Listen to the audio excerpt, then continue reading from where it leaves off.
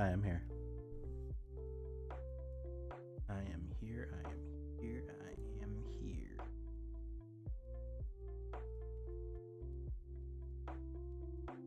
There I am. Alrighty. So,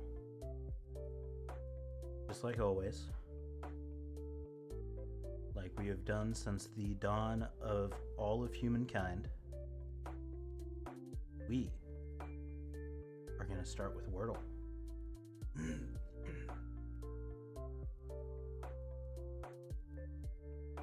And of course, we are going to start Wordle with a classic penis and a classic otaku. Some might say, if you do these two, you're never going to get them on the first or second try. To that I say, I was never going to get them on the first or second try anyways.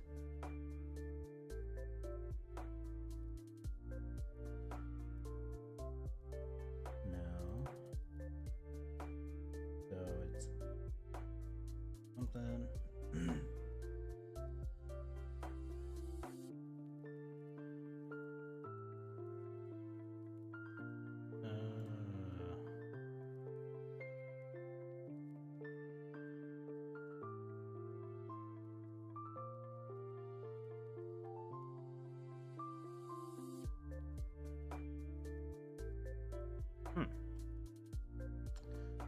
I do not know.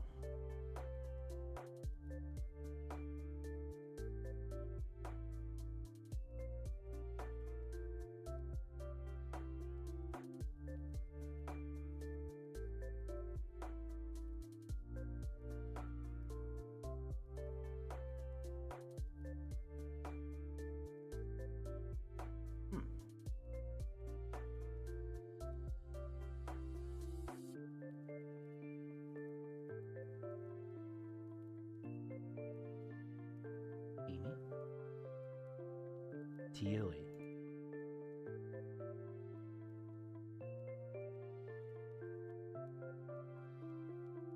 If he's even the right spot. Oh, that gave us a lot of information actually. Holy shit. So, oh, deity. Hell yeah. This is a shit strategy in general, but today it happened to work pretty damn well. Oh, where are the games? Connections. All right.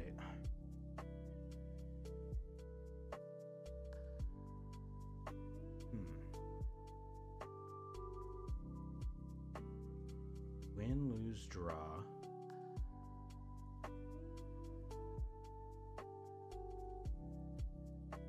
Do not disturb airplane. Vibrate. Ring. There we go.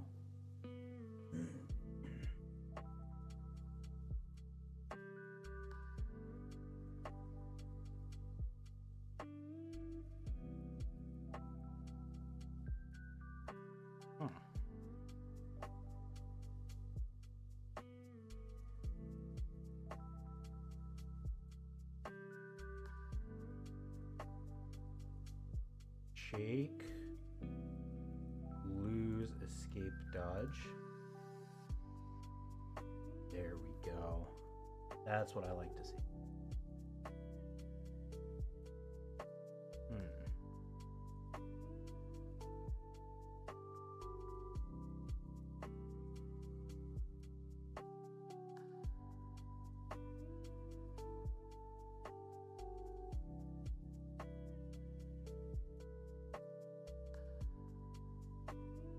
Now it's these last 8 that are the issue.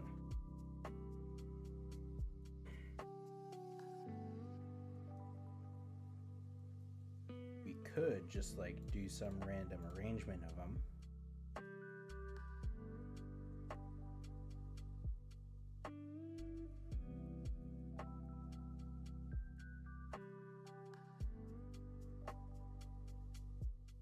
that almost never works, so we're not going to do that because that would be stupid. Oh.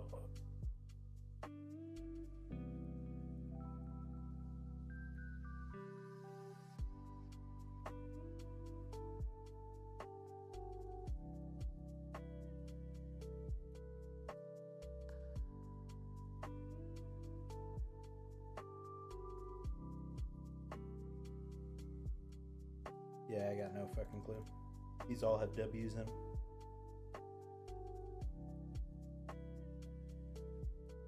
What?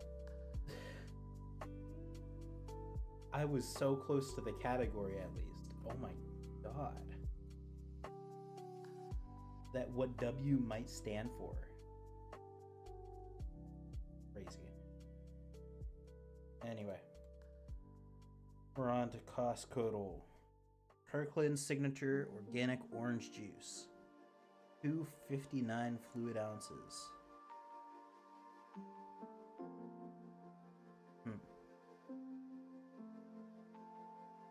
Go $7.99. Up higher, $9.99. Lower, $8.49.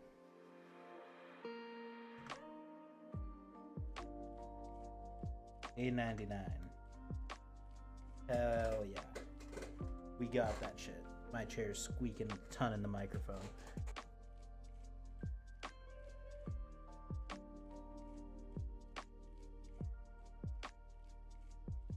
Alright, so now we are going to go back here and we are going to get ready for some Reddit stories. I know you may be asking, which subreddit are we reading from today? We have malicious compliance. My favorite kind, personally.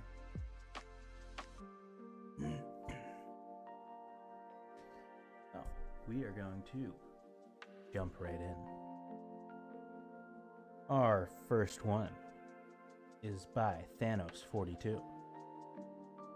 I killed the CMTs. Some of you may remember the George W. Bush No Child Left Behind shtick. If you were in school in Connecticut, that meant the Connecticut Mastery Tests. Standardized testing consisting of multiple choice and short answer questions. They sucked. Everyone hated them. They were designed to test the teachers more than the students. But that meant the teachers would teach to the test for a third of the year.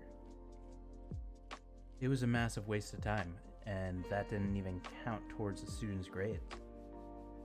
I, having ADD and anxiety issues, sucked at it, and I would get so stressed that I'd be miserable for weeks up to and during the test. I was in 6th or 7th grade, honestly not sure, when my brother mentioned something interesting. He's older than me, and usually finished his test early, so while waiting for the test period to finish, he saw a box on the back of the test and said, "I refuse to take the test," followed by a signature line. My mother hated these tests too, so she said that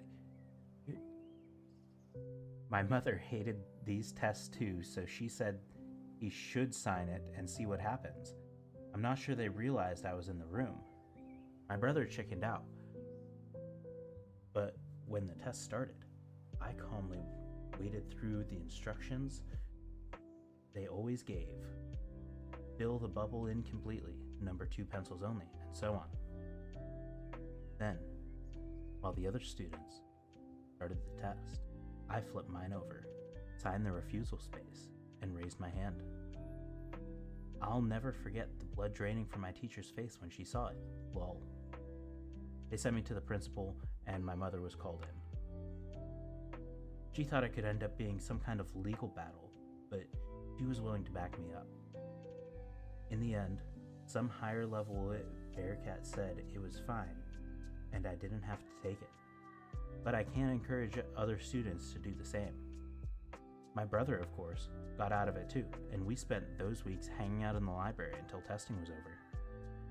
I never did tell other students to sign the line, but my mother told every parent she knew, and not long after the tests were done. Oh, my bad. I never did tell the other students to sign the line, but my mother told every parent she knew, and not long after, the tests were done. Maybe it was inevitable, but I like to think I had some influence in shutting that shit down. That is great. They had standardized testing when I was in school, and it was just fucking annoying. It's just annoying. And I agree with what he said about the teachers kind of teaching it to that test. Some didn't, honestly. But I don't think there was a test for those classes. And honestly, I liked those classes a lot more. So I can't really blame teachers for doing that. I mean, they get paid shit. So, but I don't know. I think they should pay teachers more and not do this. Anyway, on to the next one. This one is by Purple People Treater.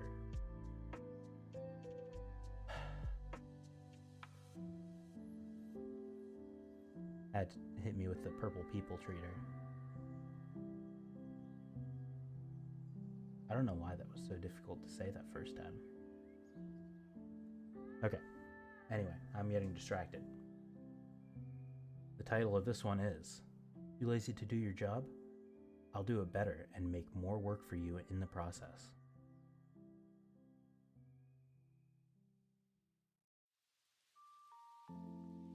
When I was a lactation nurse almost a decade ago, I was only one of two who covered the whole hospital on nights.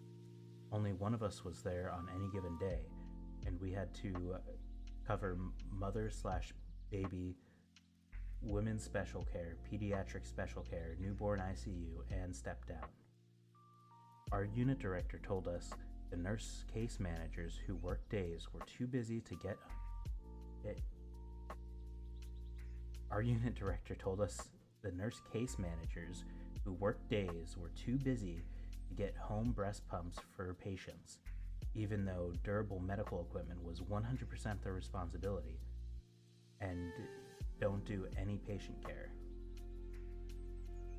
At the time, they only ordered pumps for patients that had to be separated from their babies or had some problem like low birth weight.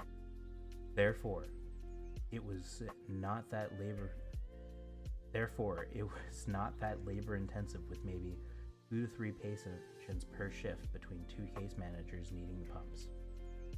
Believe it or not, breastfeeding is way harder at night when the parents are tired, sleep deprived, and trying to nurse a tiny, ravenous night owl.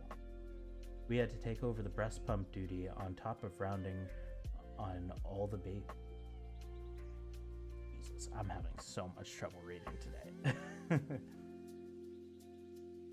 We had to take over the breast pump duty on top of rounding on all the babies on mother baby.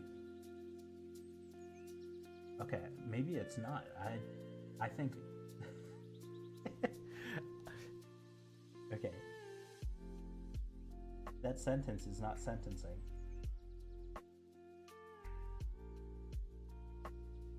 Okay. Let me read this line and try and fix.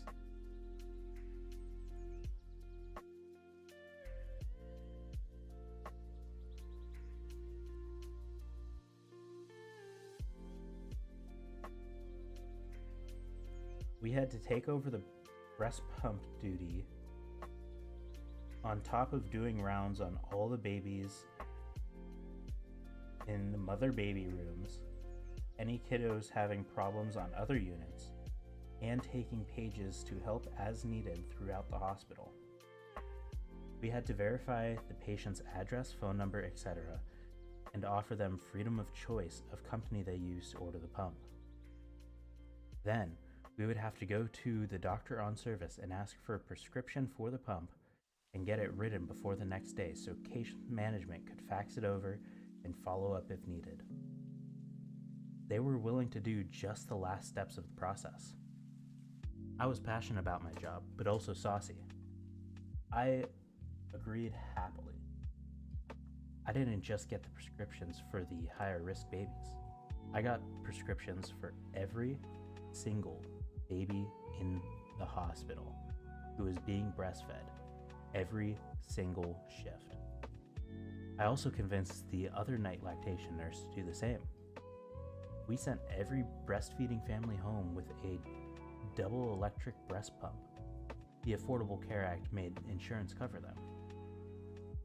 The RN case managers had dozens of scripts to fax and follow up on, and the docs and midwives got irritated with us for asking for 15 more scripts than normal. 15 times more scripts than normal, I'm sorry. However, no one could argue with my logic that all breastfeeding people deserve to have a pump that is covered by insurance, and that teaching on how to express milk and give them the tools to do it will increase breastfeeding rates and duration. This was a baby-friendly hospital, so anyone who protested looked ridiculous. They eventually made it a standard of care that every breastfeeding family was offered a pump.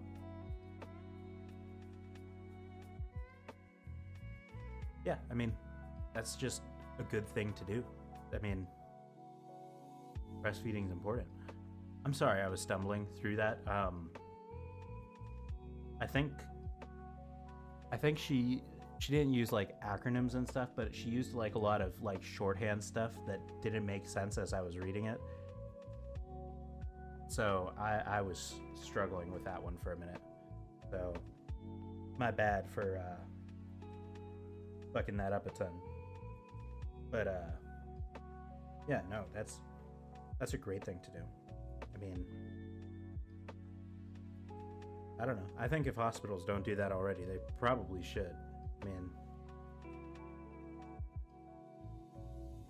they're like children. They should be able to have like the best standard of living possible. You know? So, quick drink break.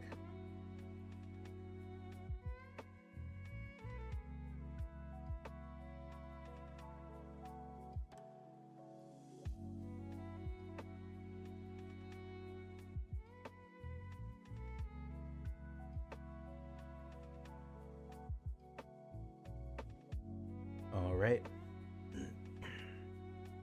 This next one is by Ancient Etiquette. Come on already.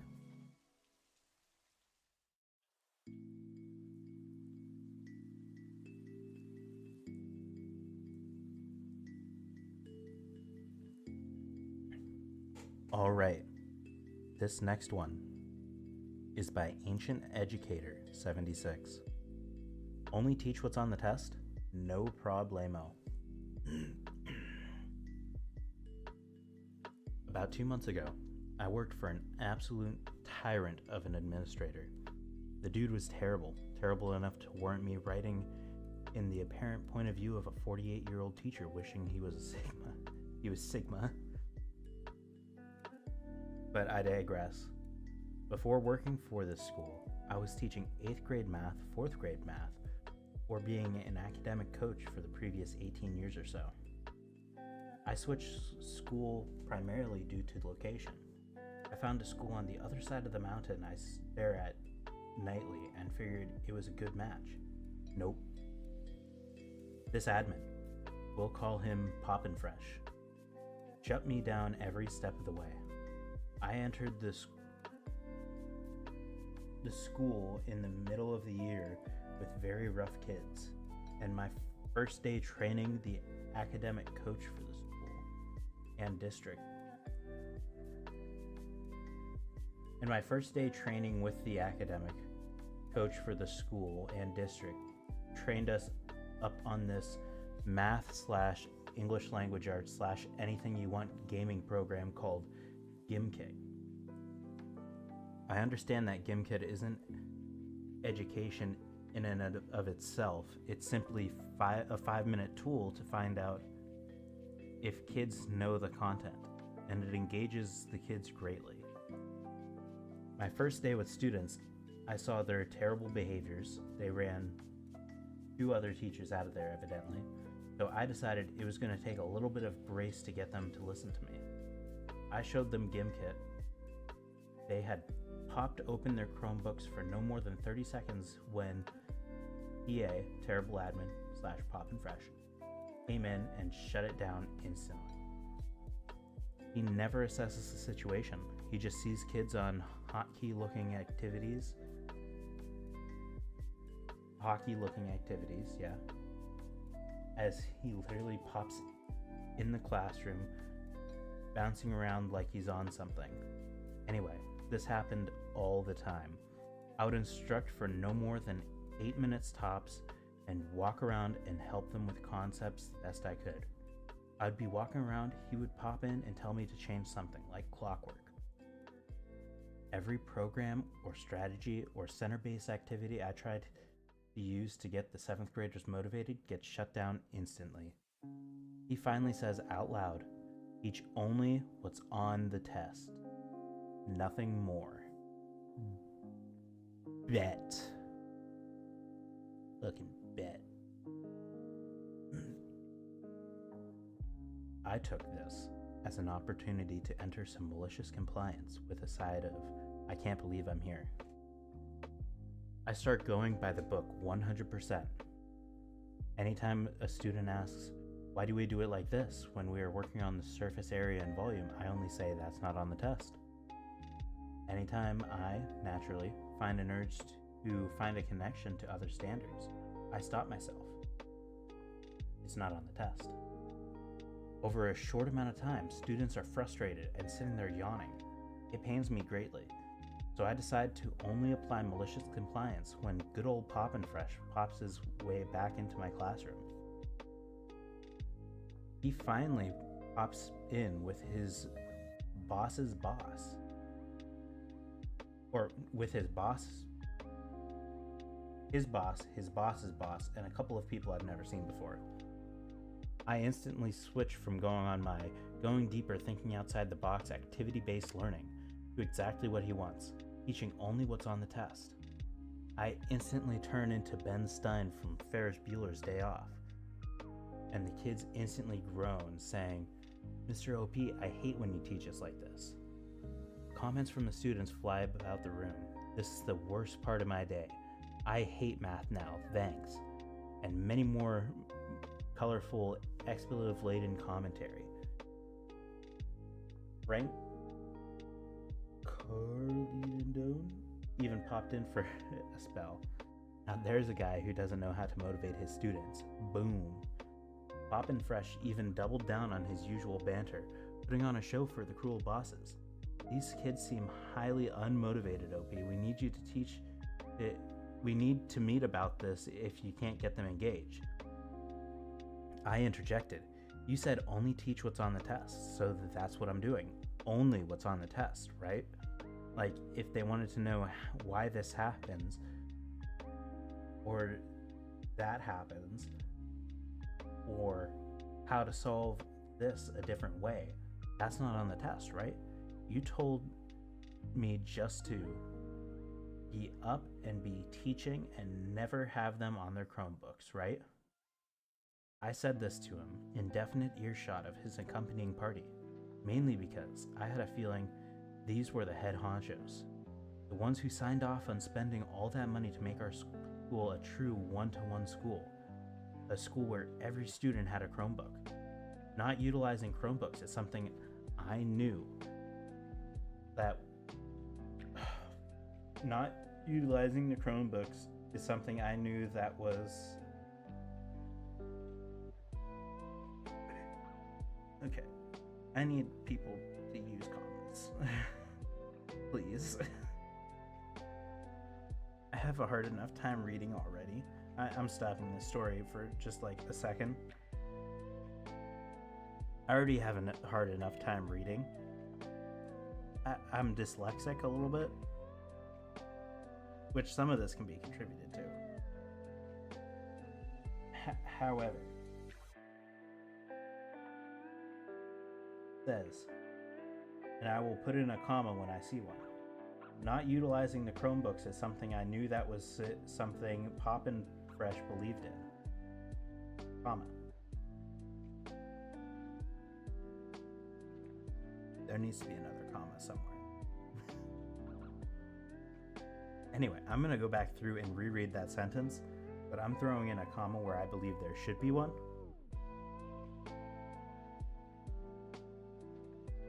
Wait.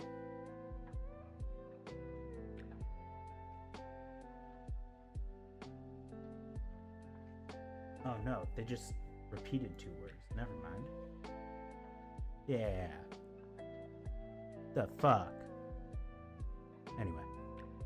Not utilizing the Chromebooks is something I knew that Pop and Fresh believed in, and I had a feeling that the district would want kids to properly utilize them. He answered back to me, I only stopped you from using the Chromebooks because the kids were all just playing games. A student interjected then, it's a math game. The head honcho moved to Interjection City. Well, let's see what this math game is all about. I had the kids get their Chromebooks. They were all excitedly logged in. I pulled up surface area and volume GimKit, and the kids were feverishly playing the game using pencils and notebooks to solve the problems needed to be answered to gain ammunition in their game. It was active. It was fun for all. I paused the game when needed to show different ways to isolate the variable when solving surface area problems, especially of spheres and cones. It was what education was supposed to be. Pop and Fresh ran out of pop, and by the end of the day, I received an email from the head honcho himself asking me about him and how things were going. I was honest with him. I told him about his assaults, threats of assaults, and hiding assaults. All things that I'm sure would be an interesting part of this tale, but they aren't related to the malicious compliance inherent here. It's also an ongoing investigation, even 2 months later, as I'm teaching at a new school on the other side of the proverbial mountain. Pop and Fresh is under investigation for what he's been doing to me and other new teachers, and it's scrolling all the way up the chain.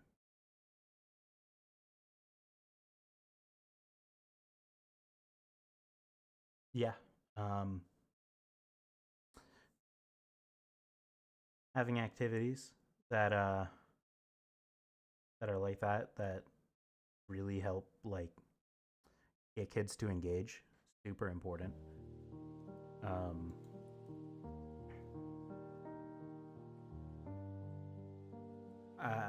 I would try and do just do a read through of this before you post it. That was I was having a lot of trouble.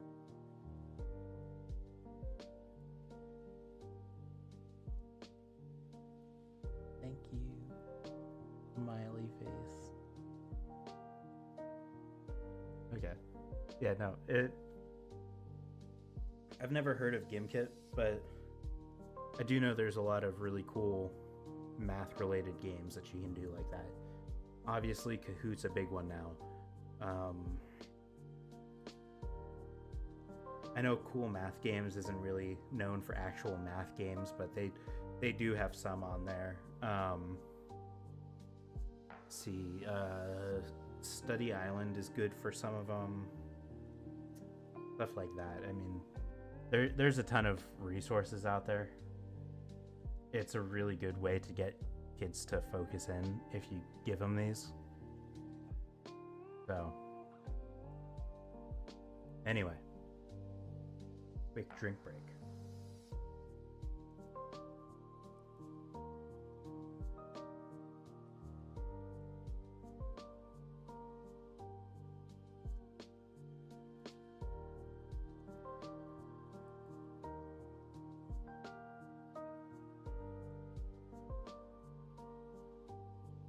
All right, and we're on to the next story. This one is by Think Trouble 9616. You want to fire me? Oh, yes, please. I don't know if this is malicious compliance or not,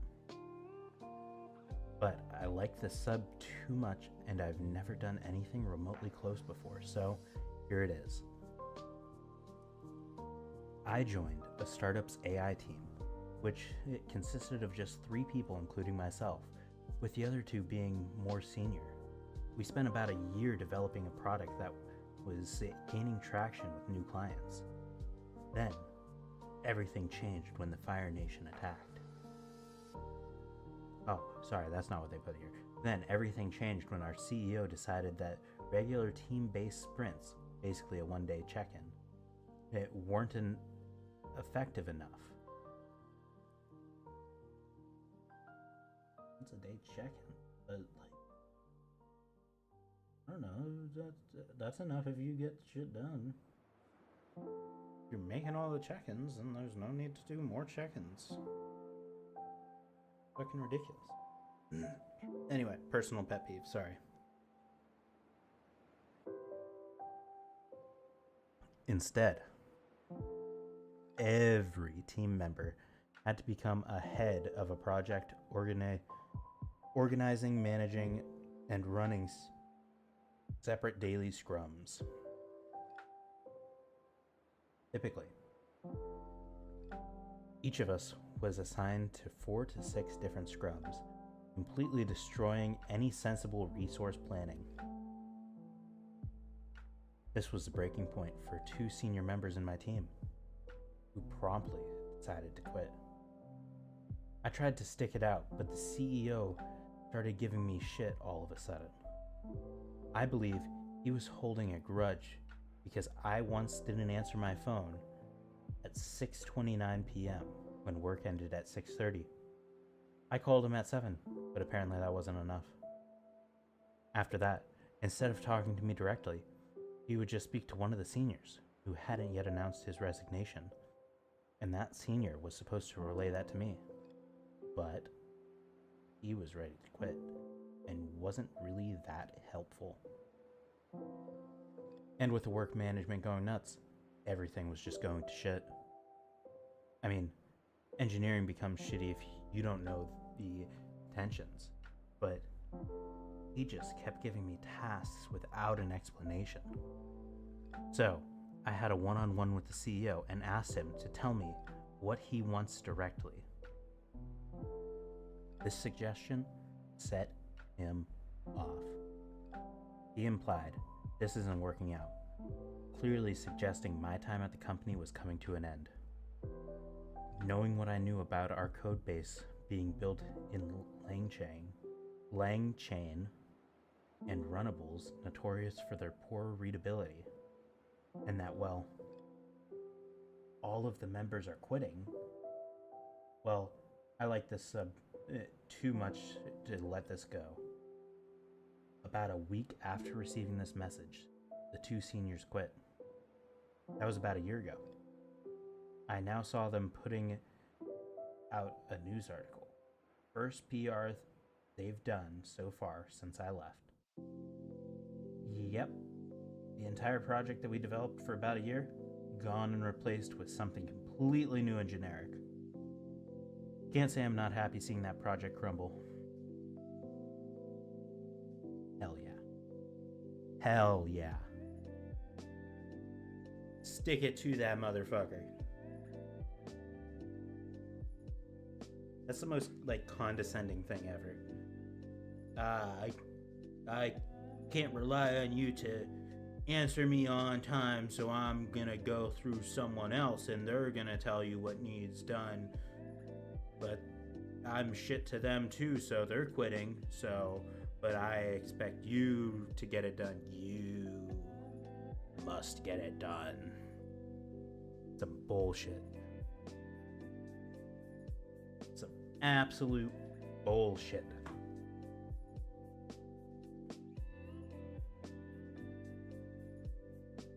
Anyway, we are On to the next one. This one is by Impulse Bimmer. Reading Squirrel Tail's tale reminded me of my own mandatory meeting. I don't know who that is. A few years back, I was a contractor for State Energy whose job it was to advise the other state contractors on environmental laws, regulations, policies, and best practices. How you doing, X-Man Hulk? Yes, dear readers, I was a contractor telling other contractors who, what, where, when, and how much they could do their jobs. The only stick I carried was that the agency that I was contracted to was regulatory, i.e., it could impose fines/remediation. To make matters worse, I was a middle-aged, clean-shaven white dude with clean boots and a bright white hard hat showing up in a state-owned vehicle that was just as clean. I'm also doing good. Glad to hear that you are too. It's the weekend, so I'm pretty much always doing good if there's no work.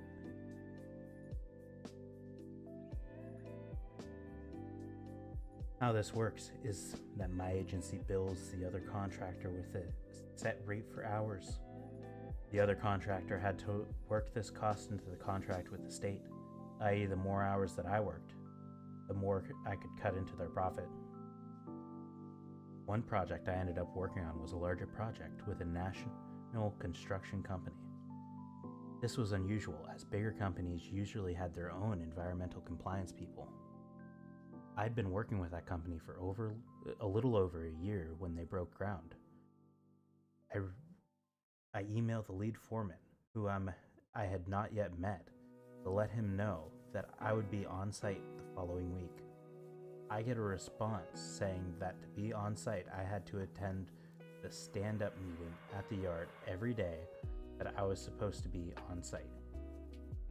Of course, I let him know that I had all my certs, both federal and state, and had already attended the company's biannual safety meeting and would not be at the stand-up meeting, and that it would cost the company to have me attend. I CC'd my point of contact with the company. Yes, you all see where this is going. I was told that I had to. No response from my point of contact. Cue malicious compliance. My time started when I walked out the front door. The yard was over an hour away, depending on traffic, plus a meeting, usually 45 minutes to an hour, none of which was applicable to me. Then travel to the job site, again, depending on traffic, 2 hours. Then travel back home. That added roughly 4 hours a day to my day, which meant that I usually went more than 8 hours, which was billed at time and a half and well beyond projected time. Plus, the mileage and fuel on the state-owned vehicle, oh, by the way, occasionally cell service would be terrible and the hotspot wouldn't allow me to do my work on site, so I would have to do it at home. I sent an invoice over to accounting every other week, also billable time. First billing cycle, nothing. Cool. Second billing cycle, I get an email from the Vice President of Operation with the point of contact CC demanding an explanation. I forwarded emails, invoices, mileage logs, and my timesheet. CC'd point of contact and foreman to Vice President. In less than an hour, I get an email from point of contact with the Vice President and foreman CC'd that I could do what I pleased when I pleased, including total stoppage of work on site. And the only person that I was accountable to was the point of contact. Damn. I wish I could have been party to that conversation. I took the spouse out to a nice dinner.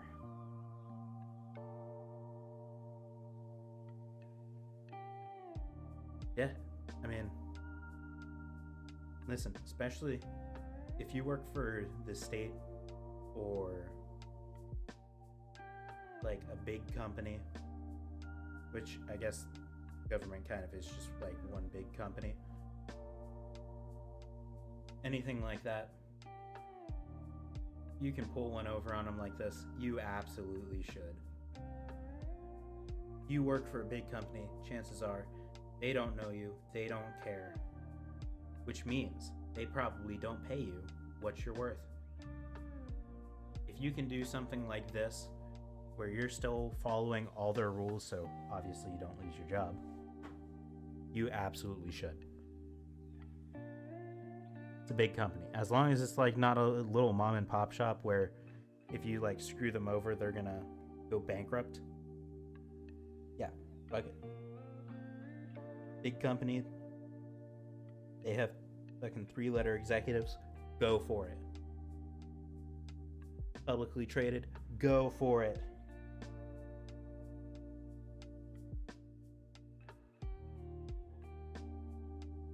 Alright, this is a long one, so I'm going to take a drink break here.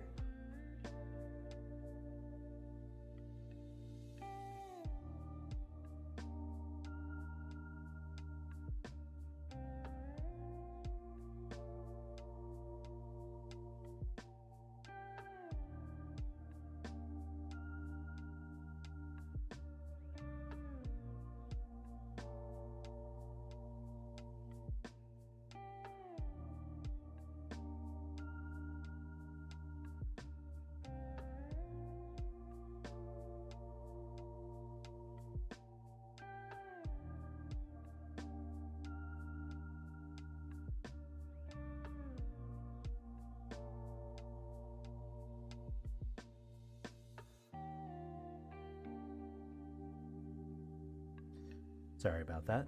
Had to grab a new drink. My other one ran out. Alright, next post. This one is by MDLAPLA. Boss wants more words on the comment for each ticket solved. Engineer writes a novel. I can tell I'm already gonna like this one. I'm not gonna lie. This is my kind of malicious compliance. I've been working on IT for around 25 to 26 years now. Different companies, but you see quite a bit of malicious compliance on the IT world. Back in 2005-2006, I worked for a telephone company, a huge one, that had the typical Jira-like bug reporting tool for one of its most complicated, convoluted softwares. The software was so complex, so legacy, that even the development team in-house was afraid to do changes in it. Some updates in the past did backfire spectacularly, more than once, so even the tiniest update to that software had to take weeks of analysis before taking place. In that dev team worked 3 of my friends from college. I worked on another one that had an easier life. One of my guys at that team was Bedu. To portrait Bedu accurately, imagine that guy that's always playing innocent pranks that you never know if he's for real when he's talking, because he was always saying the most shocking things just for the lulz. Knows a little bit of magic, uses it to prank. Loves football, soccer, as well. He used to be good at his job, but he's also quite a bit tired of it. Procrastinating and generally not putting too much effort in on it. The fact that he's part of that software dev team doesn't help. It's not a fast-paced environment, and people get bored of the inaction. So, since he's bored, he plays pranks. Like connecting a second wireless mouse controller to the PC of a colleague to randomly move the mouse and have him call tech support because his mouse misbehaves, but do absolutely nothing with the mouse when tech support comes. The guy behind the targeting of the prank ended up calling tech support 4 times before being told what was going on. The team once a week also books a windowless meeting room for an hour, so 3 of them can take a nap while the 4th one guards against someone finding out. Who's the guard? The person who's the guard rotates each week. The requests for update Bedu gets are almost always something in this style. This report indicates that X value is 25 when it should be 27. Please fix. Each request typically comes from a different area, but each area sends a couple of requests probably once a month. But Bedu knows that the algorithm doing that calculation is extremely complex. Reports are baked on a monthly basis, on a batch process that can take hours. Testing this is extremely painful also. So, he updates the end value on the report. Where it was 25, now it is 27. Easy peasy, see you next month. He probably gets like 10 to 15 of these requests per day. Bedu updates the bug tool ticket standing on the comment field something like end value verified and corrected and moves on. New boss comes to that dev team from another team on the company. He's well known around the company for being quite dense. He instantly clashes with the team. He thinks quantity equals quality and loves to look into numbers. He comes from the database world, so he's constantly using queries to gather information. He also thinks that each ticket solved is because the underlying condition is being solved. He knows nothing about the complexity of the system. He just thinks that the team is really good at data. God, I fucked that one up. He just thinks that the team is really good at identifying causes and solving them fast. Glorified pencil pusher. He gathers the team and says he did a query and found out that the comments being put into the bug tool are really short, like less than 50 characters long. And that is not enough to explain what's been done to solve the incident. The whole team explains that what's being put into the comment field is more than enough.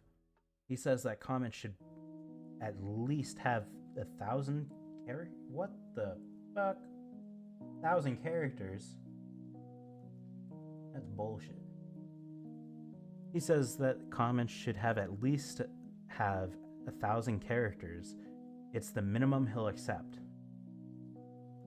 He says that having comments with less than 1,000 characters will impact his valuation of the work being done. Bedu, being the devious character he is, decides to complain. Specifically, since he knows that the boss would never open the bug tool, he loves his databases. First ticket comes in. This value is this, it should be that. He updates the value, writes the same comment he always does. End value, verified and corrected. And then, taking advantage of the fact that comment field has format capabilities,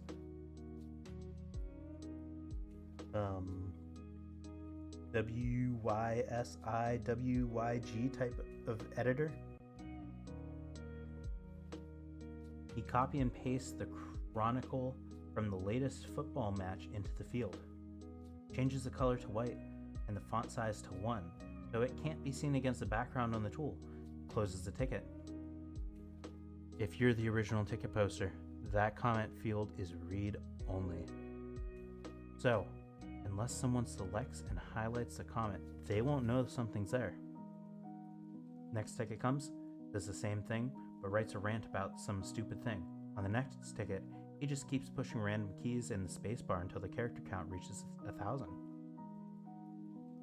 He gets bored of doing this, so he becomes more ingenious and inventive by the ticket.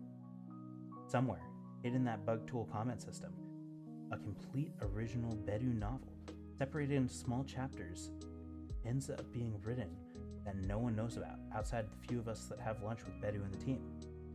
Boss comes a month after and says to Betty, I've noticed the size of your comments has gone up last month.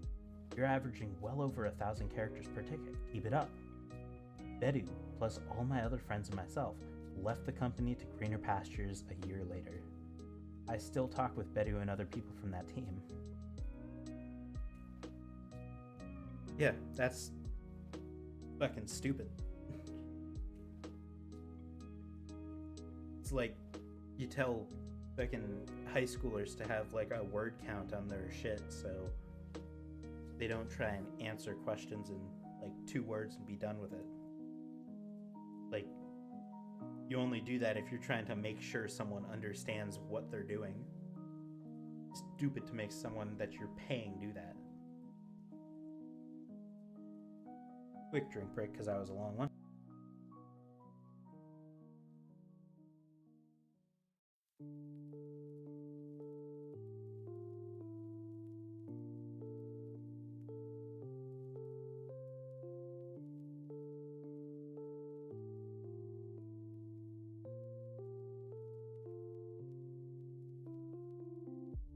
All right. The next one. World. Hang on one goddamn minute. We just read one that mentioned that.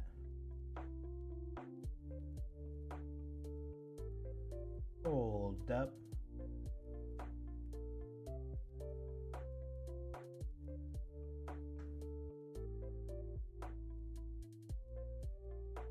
Hey, here we go.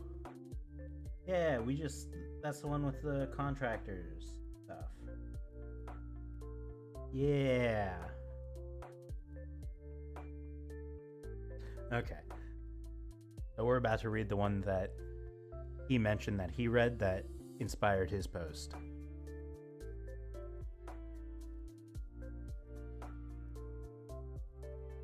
Okay. So this one's by Squirreltail.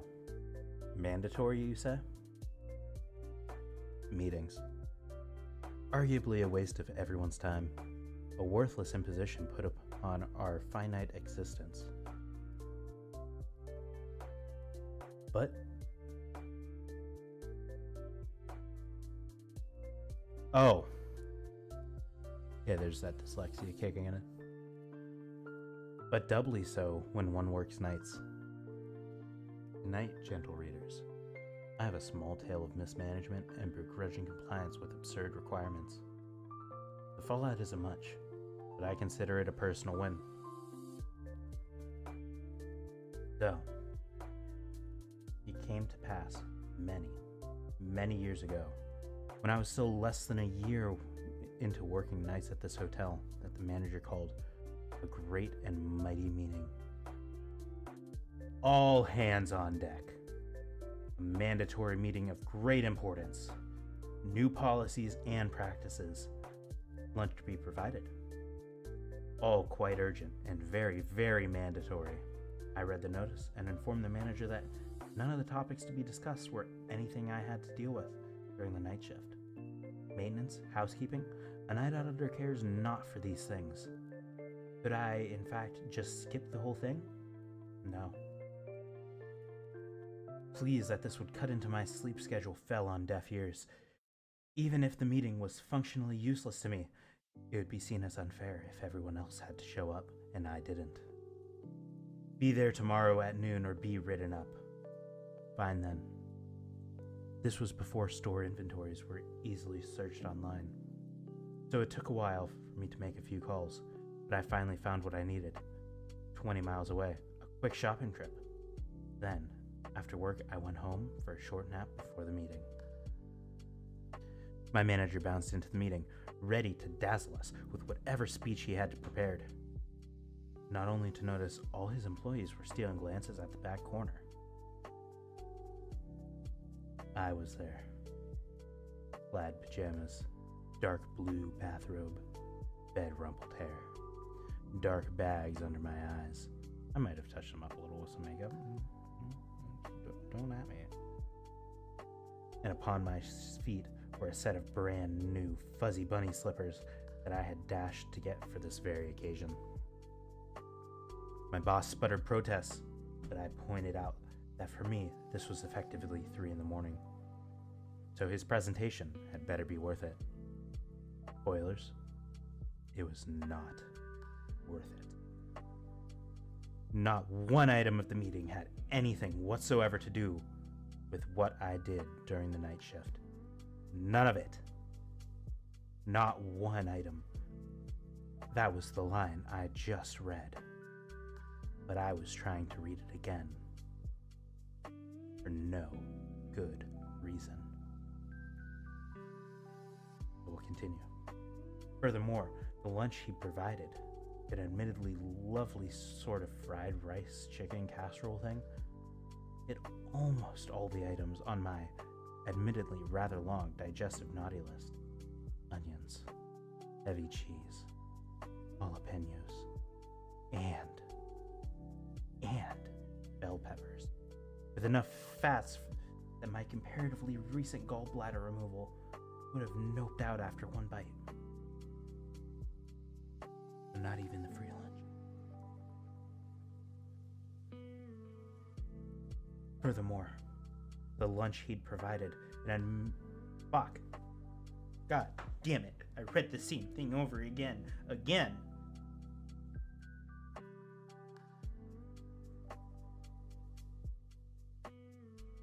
And we're moving on. As the event wound down, with everyone else eating, I went to my manager, looked him dead in the eyes. More or less, I was tired. Told him exactly what a colossal waste of my time this whole thing had been, and that I would not be attending any further mandatory meetings.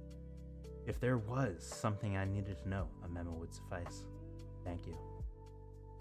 And that is how Squirrel got out of attending meetings forever.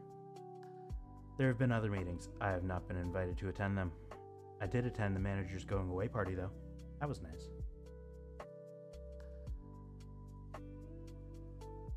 Yeah, so I dramatized the fuck out of that.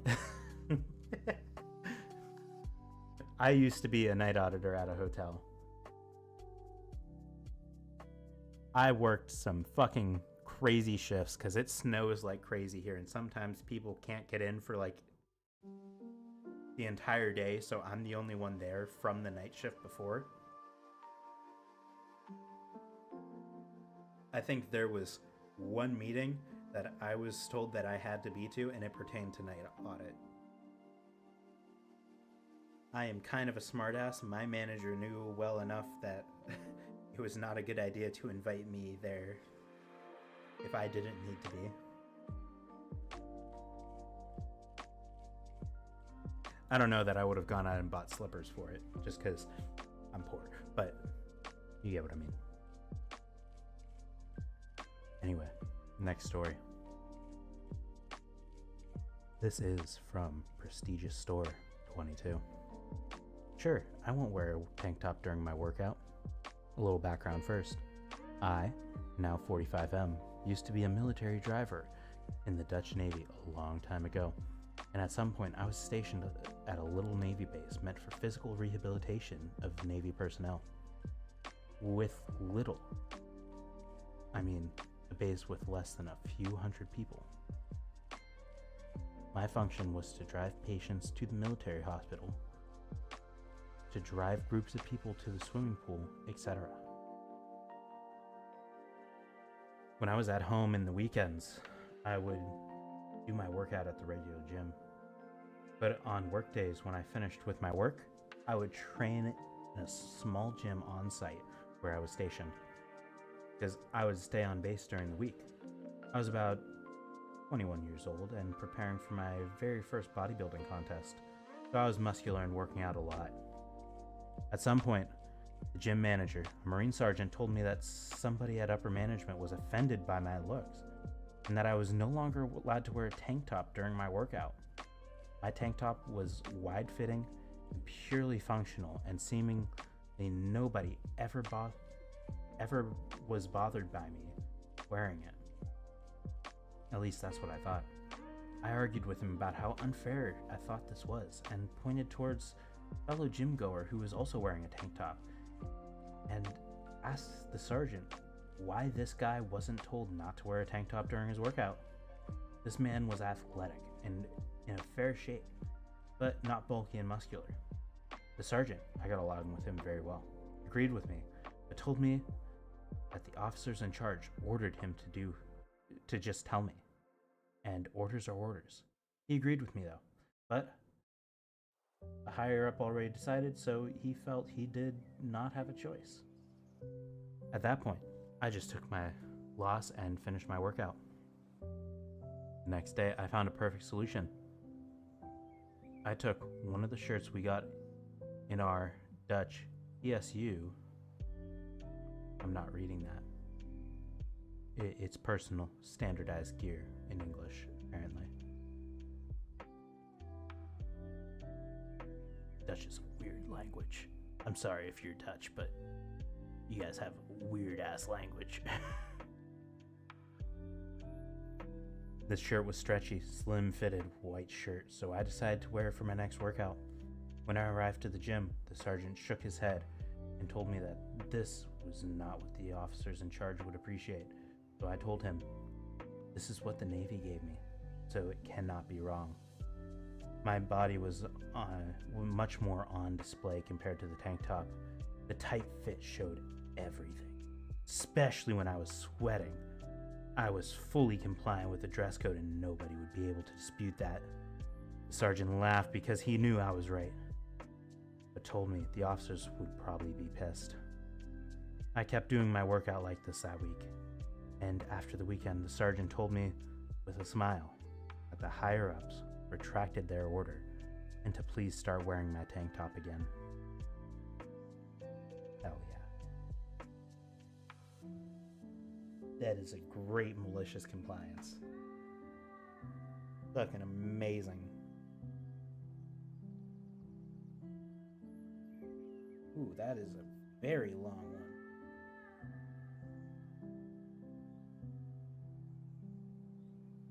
Okay, so we didn't read through too crazy many today, but I am what you might call tired. So,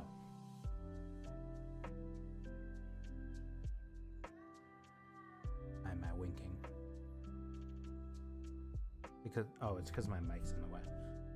Fucking stupid.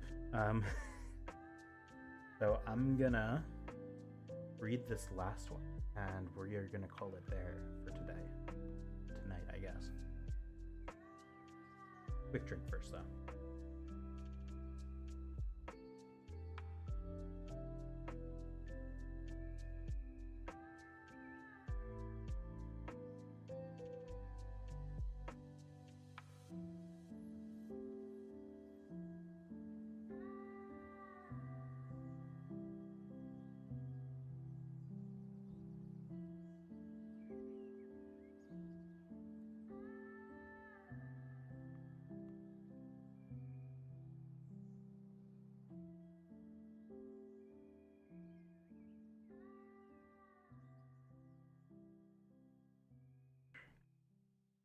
All right. This one, our last story, is by Rust and Dirt. Dump truck delivery.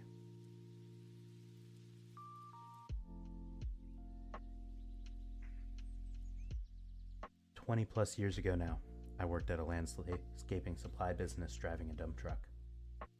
I've been a software engineer for most of the time since, but at that time, well, mistakes were made, and I spent a few years driving a truck.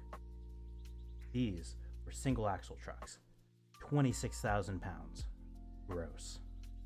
We often overloaded them by about a ton. Don't know what that says.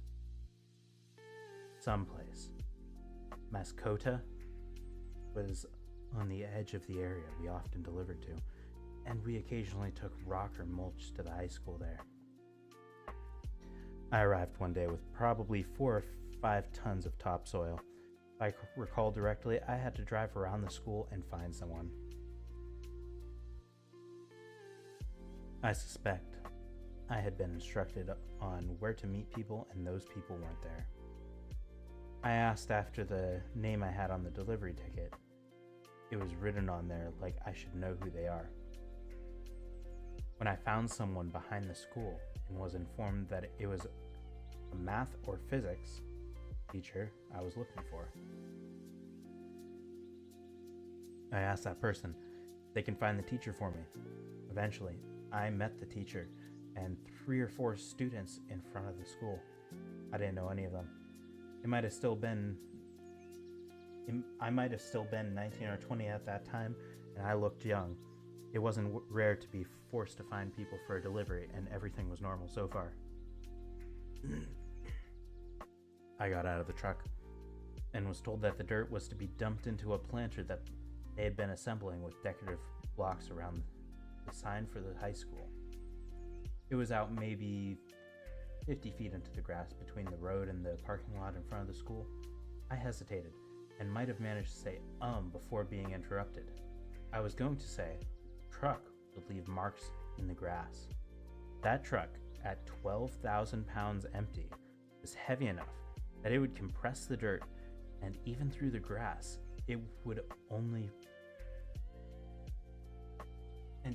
even though the grass would only be flattened, it would leave a trail anywhere the truck went, likely an inch or 2 deep that wouldn't go away anytime soon. The tracks would be conspicuous. I don't recall if I got more than 1 syllable out before I was interrupted with a condescending tone, initially from the teacher. I lost my place. I don't recall if I got more than 1 syllable out before I was interrupted with a condescending tone, initially from the teacher, then from 1 or 2 of the students. I tried to speak again and again. I was met with a mix of disbelief that I didn't understand the instructions, and further attempts to explain what they wanted me to do, as though I was 5 years old or didn't speak English. I believe I attempted to speak 2 or 3 times before giving up. I acquiesced. I got back in the truck and proceeded to drive out into the grass, leaving ruts that the groundskeepers would regret for years to come. The grass will be cut off level above these ruts, but you'll still feel them when you drive over them with a mower. I backed the truck up to one side of the planter and dumped the dirt in until it was piled above the small semi-oval retaining wall, and I was signaled to stop. The sign was in the middle of the planter, which meant the pile was only on one side. The other side was pretty much empty. I expected that we would want to drive to the other side of the planter. When you dump enough piles of something, you get a feel for what it's going to take to fill a space. But after being told to stop, I got out to suggest that they would want more dirt to fill the entire planter. Again, I was not able to finish the sentence. I attempted to tell them that when they spread the dirt out in the planter, it wasn't going to be anywhere near the brim. I would also have been willing to stay a while they moved some dirt over to the bare areas, so we could dump more in without spilling onto the grass. It was clear they had no use for anything I might have to say. The disrespect was clearly intentional. I'm not sure if there was some preconceived slight, or some perceived slight, or this was just a wolf pack who did this to everyone. I was told to go dump the remaining soil. There was probably 2 or 3 tons left in the truck. It could have been put to good use in the planter still. Out in a row crop field back behind the school, here's another intricacy of working with a dump truck you might not intuit. Dirt doesn't spread evenly out of a dump bed. Most trucks have chains for a gate that allow you to meter how quickly the material comes out the back. These work great with small rock and gravel. With material that's more prone to clumping, you set the chain such that the gate can open wider and be less prone to clogging. But dirt and mulch, it effectively doesn't work. It hits the gate, compacts it against it, and you have to dig it out, which is a lot more work, even with gravity helping. And of course, the whole exercise was futile from the start. Thankfully, These people didn't know to ask, or I'm sure they would have directed me how to do my job. Then I would have faced with I would have been faced with either arguing with the people who didn't care what I thought, or setting the chains and spreading them, spending 10 minutes to unclog the gate of the truck. You might guess there's too much nuance in You might guess there's too much nuance in that to convey in a scenario where I've yet to be allowed to finish a sentence. We weren't having a conversation, and these people were enjoying this for some reason. This was a long time ago, and I don't remember much of what was said to me, but I do clearly remember one kid slowly explaining, "Just take the truck over there and drive while you dump it out," or something to that effect, with hand gestures like you would explain something to a child. At this point, I wouldn't piss on them if they were on fire. I wasn't inclined to expose myself to any more of this noise. I had them sign for the delivery, then drove around the school and into the field. I felt a little bad for whoever farmed this field, so I actually did try and make it work as well as possible. I also doubted they had permission. I drove about as fast as I was willing to drive in a recently tilled field and started raising the bed. As topsoil is wont do, nothing happened until the entire mass started sliding and essentially landed in the field in a large pile. You could tell that if you knew what you were looking at. The truck had been moving when it was dumped, but it was still a pile that someone was going to have to deal with. I drove past the school a week or so later on another delivery. I was curious to see if they had gone out to the field to get some of that nice sifted topsoil when they realized the planter was barely half filled, or maybe use it to patch the ruts in the grass. There were still obvious tracks leading to the newly constructed planter. The planter was half filled with dirt, leaving the back of multiple courses of block exposed, and the large pile of dirt was still standing out on the field. The planter stayed that way for years. I don't know if anyone ever fixed it. The entire complex was apparently demolished and had been replaced with a new building now. I moved out of that area a long time ago. I'm not entirely sure this was malicious compliance, but I wasn't trying to be malicious, but I wasn't going to argue with people who were being both insulting and borderline hostile. I held that job way too long, maybe 6 years, though I certainly had more bad or weird encounters with customers. Like the time I guess I disappointed a couple trying to have a delivery man three-way, but this one was one of the worst. Yeah, fuck him. That's one thing I hate about customer service. If anyone talks to me like I'm a fucking idiot in customer service, they get the worst treatment. I do not care. I will get fired for it. If you talk to some employee who's trying to help you like they're an idiot, you deserve to not get helped. You deserve to have the worst day possible.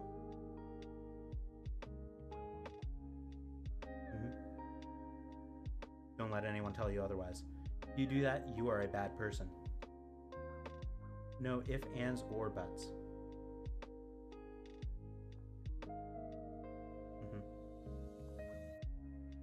Anyway, that's going to be about it, actually. So that was the last one. I'm going to find a suitable raid candidate.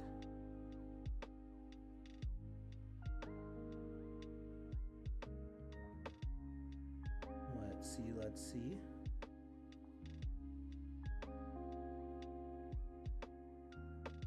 Yeah, you know what?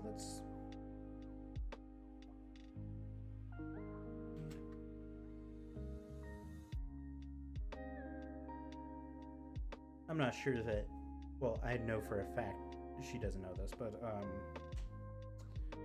my character's lore, right, is I was just kind of walking home from somewhere one day, and a truck Chan, one of those little fucking Japanese K trucks, fucking bowled me over, and I got reincarnated into the body of Mushroom Elf royalty. So there's a little lore for you. And how is this related? Because we are rating Truck-chan. And that is the end of the stream for today. So, hope you enjoyed, and I will see you next time.